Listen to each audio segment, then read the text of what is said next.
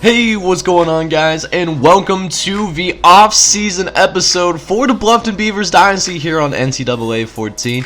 This is John J. Gaming on the mic, and today, gonna show the stats for this past season for the Beavers, our very first season in FBS play, as well as show some highlights from the off-season as we gear up for Season 2, which hopefully leads to better days. Playing with a 25-something overall team is not the funnest of things, but we're only looking up from here, so it should be a very exciting off-season episode for you guys. So if you're excited, do me a favor and please smash that like button, as well as hit subscribe if you do happen to be brand new to the channel. Let's go ahead and first take a look at the stats for our guys for this past season. So starting off, we do have all of our quarterbacks that did play, including our punter. All four of these guys did throw passes. It Thomas was the most impressive though. Although that's not necessarily saying much. He didn't get as much playing time, but made the most of what he got, having 84 for 170, so about 50% completion percentage. Had over 1,000 yards passing, 5 touchdowns, and threw 13 interceptions this season. Definitely not the most efficient guy, but he did look competent at home in the second half of the season, and we're gonna move forward with him as at least the backup. If he can't win the starting job in camp.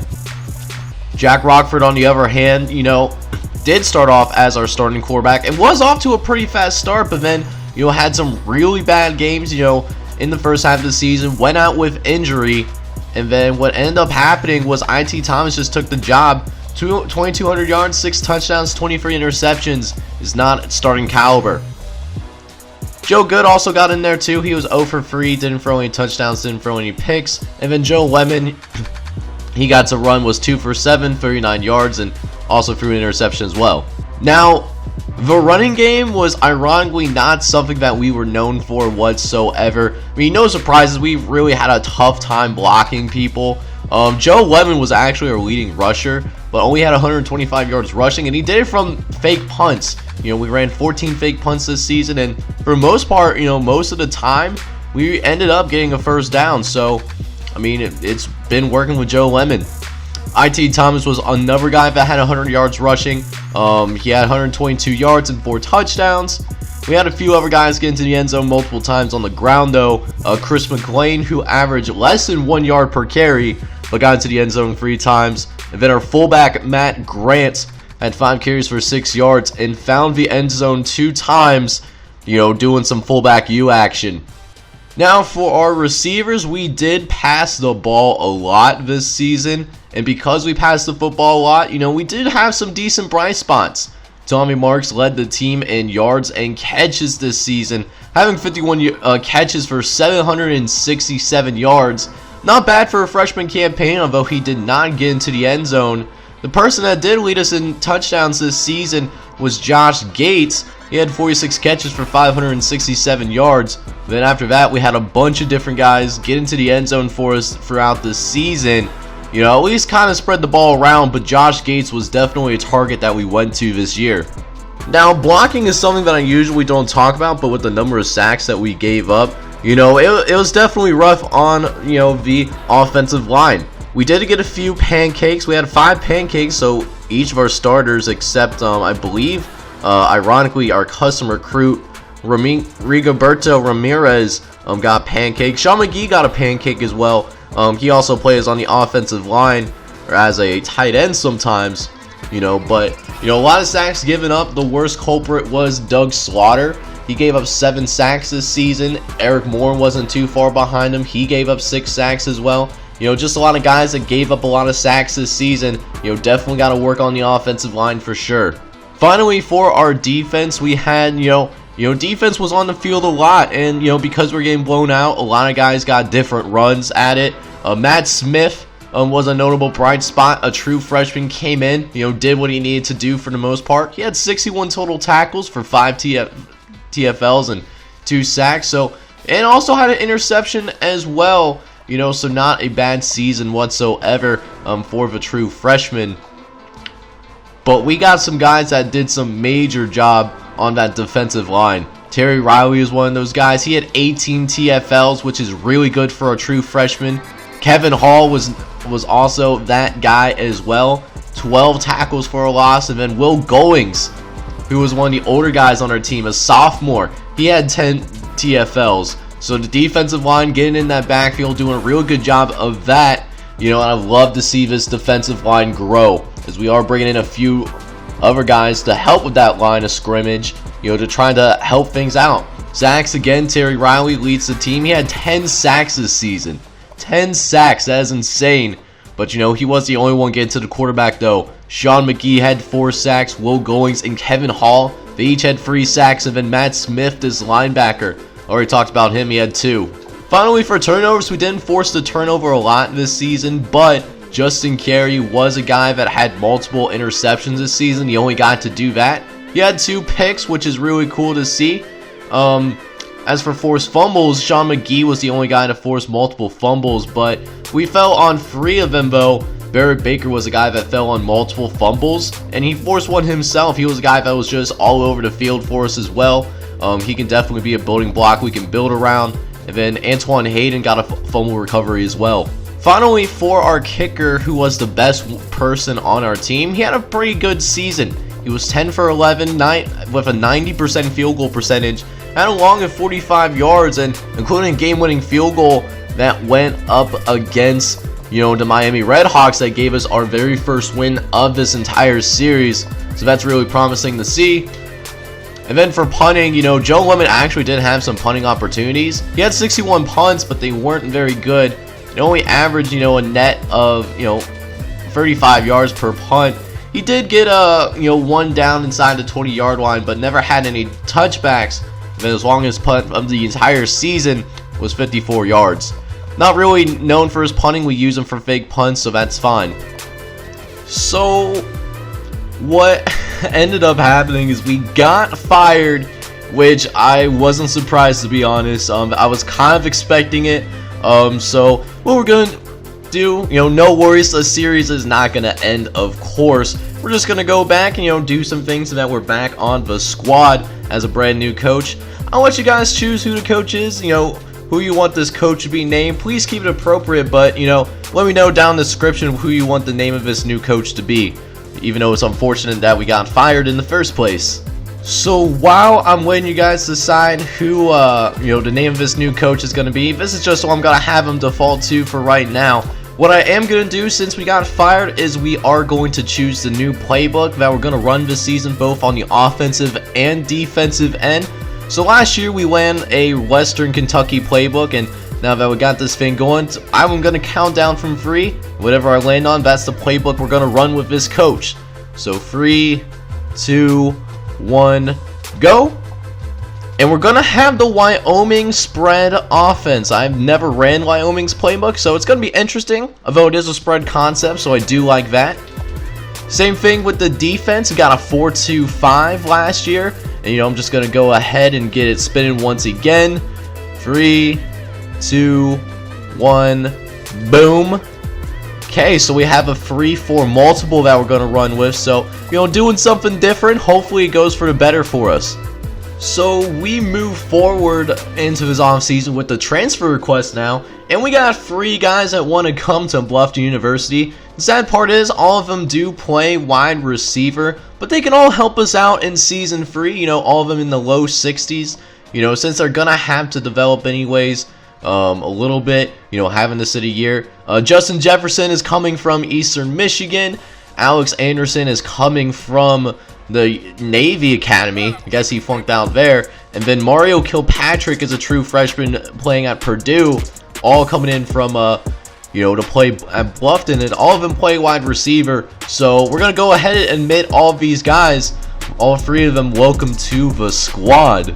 So because we had all of those transfers coming in, we are only having 2 scholarships to work with. And you know, there's 3 guys that I'm really looking at this point. Peter Davis is still, I have on the board. You know, he's a guy that can start for us right away. 62 overall guy. He can help the team out. You know, catch them out of the backfield a little bit. You know, has good speed for the most part. And then I'm going after I'm going to try to go after Reggie Reed as well. Would love to have some help on that guard position, especially after I scout him a little bit. He's a 54 overall. so he can definitely help us out to a degree. I do have Joe Clark though as a backup plan in case we don't get Reggie Weed, because we are a little bit out of it, but I think we can take them away from Louisiana Tech. We just got to put some effort in there. So with that being said, this is how I'm going to spread out my points this offseason. Peter Davis, I know, is the best player that we have, that we're going after currently, but we have a pretty nice lead against Navy. I feel pretty confident that we're going to be able to get him to come to Bluffton. So only put around 1,700 there. Most of them are going to go to Reggie Reed though, because we always could use help on the offensive line. So that will really help us out a lot too. And then as a backup plan, I did put 430 into Joe Clark. I don't think University of Louisiana Monroe is really going after them like they should. So I only put 430 into him. Hopefully that's enough, to get at least two, to get Peter Davis to come, and then either Reggie Reed or Joe Clark to come to Bluffton. Let's go ahead and go to signing day and hope for the best, So this is the final recruiting class that we are going to bring into Bluffton University.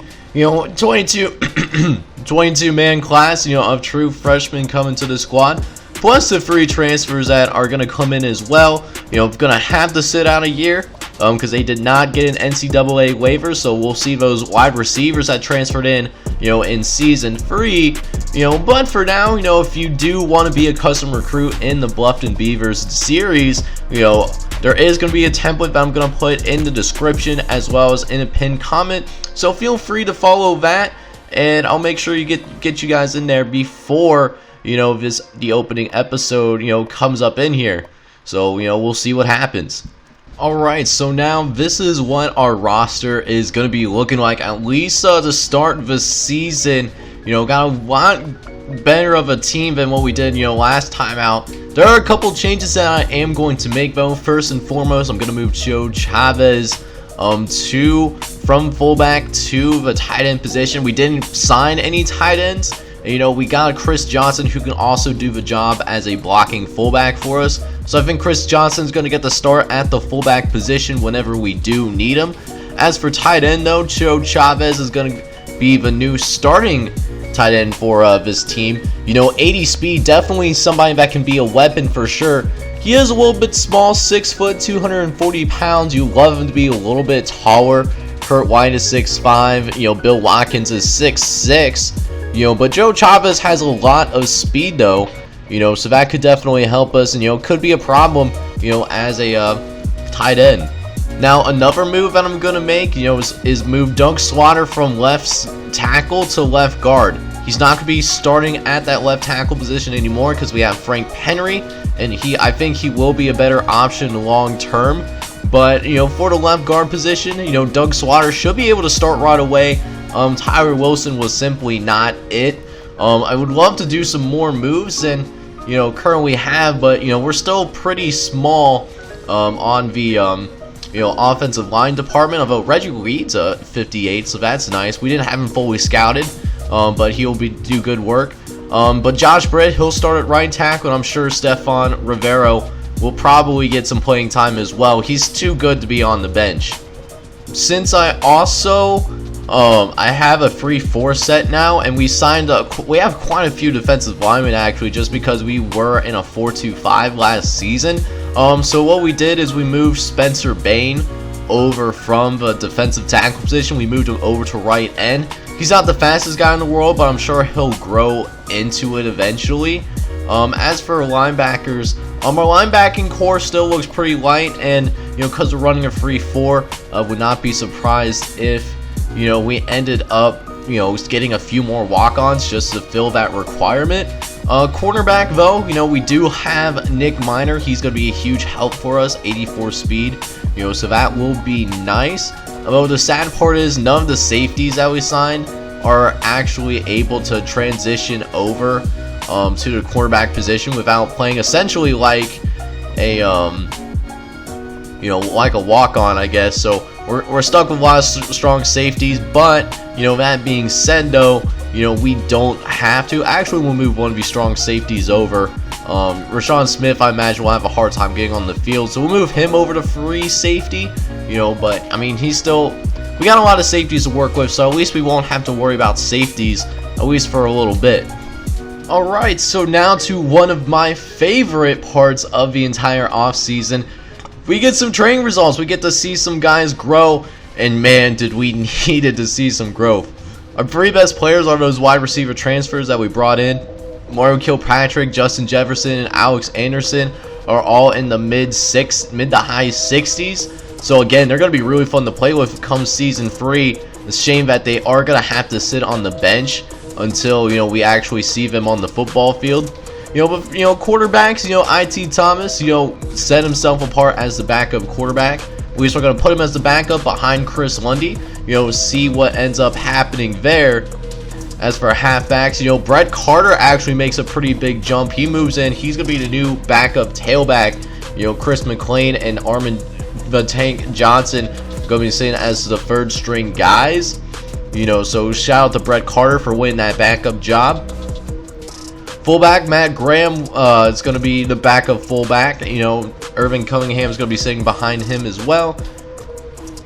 Wide receiver, a lot of work at wide receiver. But beyond that, you know, DJ Welgana and Josh Gates, you know, they're now over 50 overall safely. Julian Cook, Tommy Marks. Actually, Julian Cook is our only senior on the team, so we're going to have a senior day just for him. Tommy Marks and Derek Jefferson, you know, these 3 guys still have some work to do yet. Tight ends, Kurt White and Bill Watkins are both still in the 40 overall range, which is tough to see. Left tackle, same thing. Brad Anderson and Brad Sanders are in the 40s. Doug Swatter does get above 50 overall. He's now sitting at 52 overall. Tyler Wilson, you know, makes some good gains. He goes up 6 overall points, but still sits in the 40s. And that's the same for Sean Robinson. Center Rigoberto Ramirez, he's still going to be starting at center, and he's going to be above 50 overall in the process. And right guard, Eric Moore, and actually Eric Moore, you know, is the only person on that right-hand side that's, you know, not a true freshman. He's still in the 40s as well. Moving over to defense, Terry Riley nearly gets that 50 overall range, but not quite. Jamar Andrews still has a lot of developing left to do. Over on the right end, Kevin Hall is up to a 54 overall. You know, just in general, not a lot of progress made. But Will Goingso, he looks like he might be getting into rotation as a defensive tackle. He's going to be in that 50 overall range. Tony Jackson at the left outside linebacker, he's going to get some starting time. But, you know, he's only a 45 overall. At middle linebacker, Sean McGee is in that 50 overall range. With Ken Young not too far behind him. I imagine both of them will see playing time next season. Right outside linebacker, Matt Smith was flying around, but it still only sits at a 47, although at times he did play higher than his overall. Over at cornerback, it's a competition to see who's going to start next to Nick Miner. It looks like Justin Carey narrowly has the edge. I liked him a little bit more than Lamont Fields, but Lamont Fields might see time at safety as well. Speaking of the safety, Scott Curry and Barrett Baker are both 55 overall, one of the higher walk-on players on this team, and that's still going to be the case this season. Then in strong safety, Nate McDonald gets above the 50 overall threshold. Nate McDonald, true sophomore, probably will start at strong safety, or one of the free safeties will come over. Kicker, of course, John Wilkinson is one of our better walk-ons that we have, sitting at 64 overall. And then Joe Lemon is still our starting punter because we didn't sign any like kickers or punters this past season. Just, you know, didn't have that much luck this year, so still gonna have fake punts for season 2. So it's gonna be an exciting season. Might be a lot of turnovers on downs, but hey, you know, if we're you know, you miss 100% of the shots you don't take. So I mean, we'll certainly be fine with that. So because of the transfers that did come in, as well as we had a few walk-ons come to the team as well, just because we had a shortage of linebackers, that's something we're going to have to address in Season 2 recruiting. We are going to have to cut 6 people. However, it's going to be tough knowing that, you know, these 4 guys are basically untouchable because we were at the bare minimum at the linebacker position. So, you know, these 4 guys we aren't going to cut. So, it's going to be tough to see who we decide to cut. I think we have plenty of wide receivers. So I'm going to go ahead and first cut Brad Sanders, as well as Jamar Andrews, because they are just simply not going to cut it, even with the team that we currently have. You know, we're, you know, just not looking too terribly good. Derek Jefferson and Tommy Marks. I mean, they both had their their time, but they're just haven't put in the work over the past season to get better. So they're both gonna have to go. Sean Robinson, we're gonna cut him as well. I usually like cutting from the bottom, and then things get really tough after that, but I think I'm going to go ahead and I'm actually going to cut the only senior on the team. Yes, I know it's really tough cutting seniors, but we just have a ton of wide receivers at the end of the day between the guys that we did bring in, as well as the transfers that we got in as well. Like these three will definitely play right away. They're our top receivers, and then DJ Wogana and Josh Gates are going to get some playing time as well. And Julian Cook just isn't a lot of space for him, so he's going to be our last cut. And this is what our final roster is going to be looking like. Chris Lundy going to be starting off at quarterback for us this upcoming season. Peter Davis is going to get the start at tailback, with David Koch getting some run as well. Fullback Chris Johnson is up in there. Tight end, wide receivers, we got 3 transfers in the wings, but for now it's going to be an all freshman special of Bruce Forden, Mike Russell, and Antoine Atkins, with DJ Wokana and Josh Gates looking to contribute as well in their sophomore campaigns. Tight end Joe Chavez comes from the fullback position to play tight end. We're excited to see what he can do as one of the better recruits that we have. This is what our offensive line is going to be looking like. It still needs some work. Definitely have a lot of work left to be done, although it should be more improved than last season. Defensively, also have some work to do as well. Jason Rudolph's going to get the start, with Kevin Hall coming back and still a starter on that right defensive line. Defensive tackle, we have 5 DTs, so I'm sure a couple of them will get redshirt. I'm probably going to redshirt Justin Thomas and Dane Chase, just because Will Goings is more than capable of starting at defensive tackle as well. These are our linebackers, and a linebacking core is something that we will have to address in Season 2 recruiting.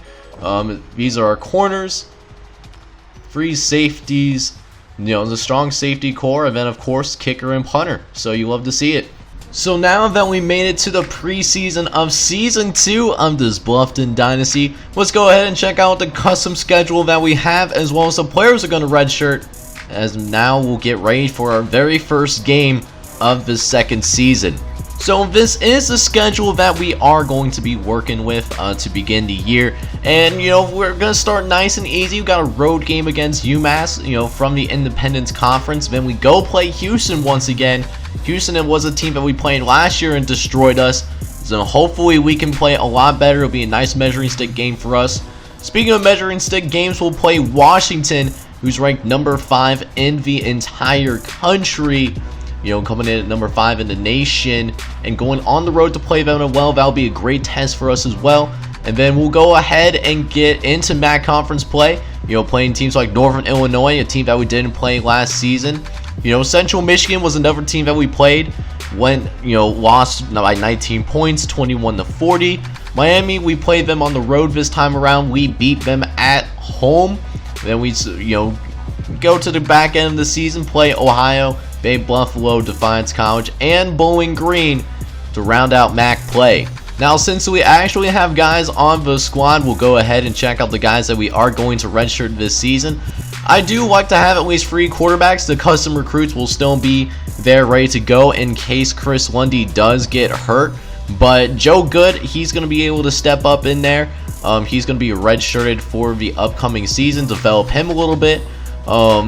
Actually, IT Thomas is kind of close to Chris Lundy, so if Chris Lundy does struggle or has a really bad day, don't be surprised if you see IT Thomas, make some appearances in there. And then Jack Rockford will be the emergency quarterback. At tailback, I'm going to redshirt both the custom recruits since they're on the bottom half of this depth chart. Chris McClain and Armin Johnson. Actually, I'm going to get rid of the redshirt for Chris McClain and put it on David Cox.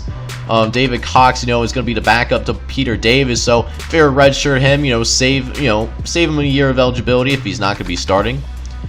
Fullbacks, I'm not going to redshirt anybody.